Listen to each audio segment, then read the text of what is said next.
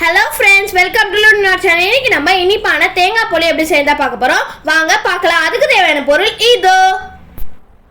அதுக்கு தேவையானது மைதா, அதுக்கு தேவையானது தேங்காய், இனிப்புக்கு தேவையானது வெல்லம். மஜாவா இன்னைக்கு இது ஏன் பஞ்சு மிட்டாயா?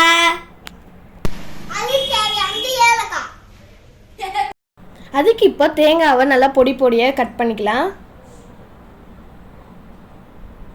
இந்த அளவுக்கு பொடி பொடியாக வெட்டினோடனே அது ஒரு மிக்ஸி ஜாரில் போட்டுக்கலாம்.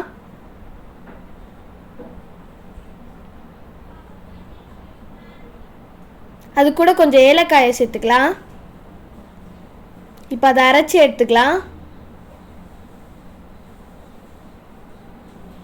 அதுக்கப்புறம் வெல்லம் எடுத்துக்கலாம். வெல்லத்தை ஒரு நியூஸ் பேப்பரில் கொட்டி நல்லா நசுக்கிக்கலாம்.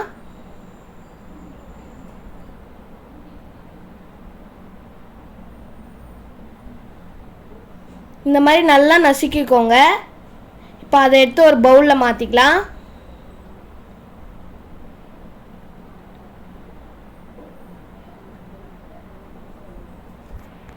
இப்போ அடுப்பை பற்ற வச்சுக்கலாம். அதுக்கு மேலே கடாய் வச்சுக்கலாம். கடாய் காயட்டும், அது வரைக்கும் வெயிட் பண்ணலாம்.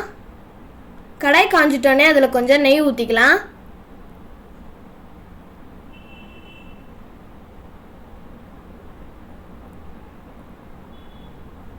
நெய் காஞ்சிட்டோன்னே நம்ம அரைச்சி வச்சுருக்க தேங்காவை அதில் போட்டுக்கலாம்.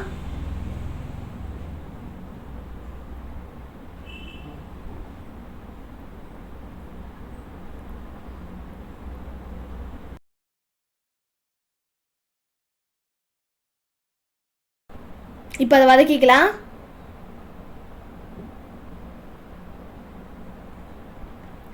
பச்சை வாசனை போகிற வரைக்கும் வதக்கிக்கலாம். இப்போ அதில் வெல்லத்தை கொட்டிக்கலாம்.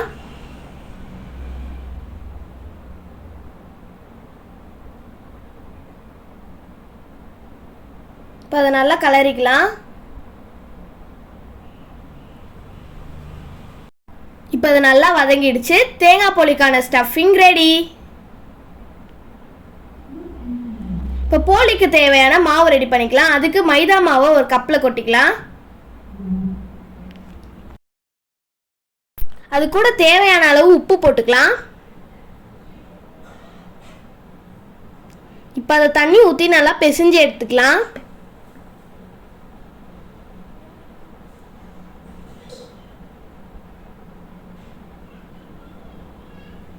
அதில் கொஞ்சம் எண்ணெய் ஊற்றி பிசைஞ்சிக்கலாம். அப்போதான் மாவு வந்து கையில் ஒட்டாது.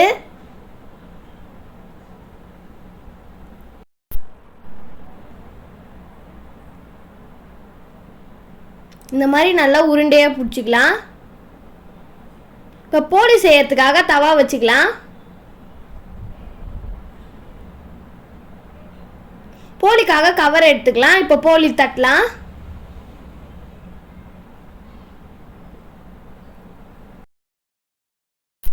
அதுக்கு முன்னாடி கவரில் கொஞ்சம் எண்ணெய் பூசிக்கலாம். அப்போ தான் மாவு ஒட்டாமல் வரும்.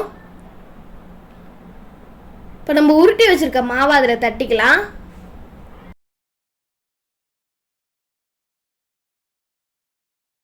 இந்த மாதிரி ரவுண்டாக தட்டிக்கலாம். அப்புறம் நம்ம ரெடி பண்ணி வச்சுருக்க ஸ்டஃபிங்கை அதுக்குள்ளே வச்சிடலாம்.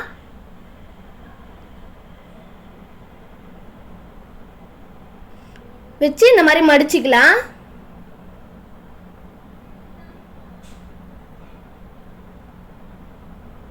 மடிச்சிட்டோன்னே திரும்பி அதை தட்டிக்கலாம்.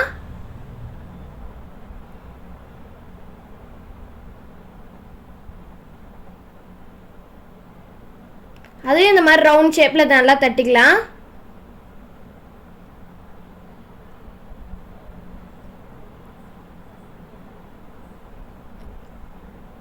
இப்போ நம்ம தட்டி வச்சிருக்க மாவை தவால போட்டுக்கலாம்.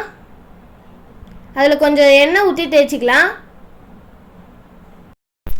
அது உடையாமல் பார்த்து தவால போட்டுக்கலாம். இப்போ அதை சுற்றி கொஞ்சம் எண்ணெயை ஊற்றிக்கலாம். கொஞ்ச நேரம் பார்த்து அதை திருப்பி போட்டுக்கலாம். அதே மாதிரி எல்லா போலையும் தட்டி தட்டி தவால போட்டு எடுத்துக்கலாம்.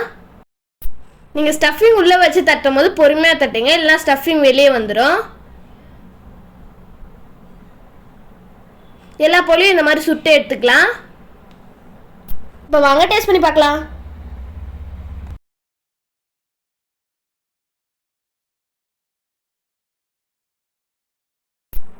இப்போ வாங்க சாப்பிடலாம்.